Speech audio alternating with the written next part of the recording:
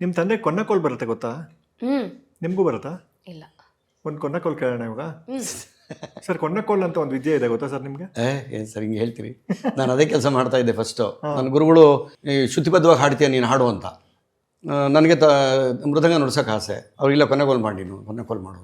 ಈಗ ಭರತನಾಟ್ಯದಲ್ಲೆಲ್ಲ ಬರುತ್ತಲ್ಲ, ತ ಜಮ್ ತಕ್ಕಿಟ್ಟ ತರ್ಗಿಡ ತ ಜಮ್ ತಕ್ಕಿಟ್ಟ ತಗದರ್ ಗಿಡ ತಗದ ಜಮ್ ತಕ್ಕಿಟ್ಟ ತ.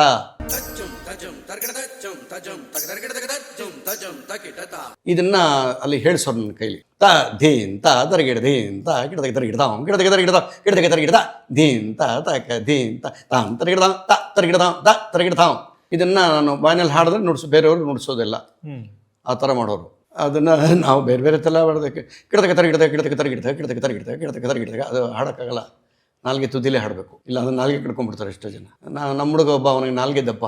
ಆಮೇಲೆ ಸ್ವಲ್ಪ ಫೋನ್ ಮಾಡ್ಬೋದು, ನಿನ್ನೆ ಬರ್ಸೋಣ ಪಾಠ ಹೇಳ ಗಿಡತಕ್ಕೆ ತರಗಿಡ್ದೆ ಕುಡಿದ್ರೆ ತಲೆಗೆ ಹಿಡಿತಿದೆ ಕುಡಿದ್ರೆ ತಲೆ ಹಂಗೆ ಕೇಳಿಸೋದು ನಮಗೆ.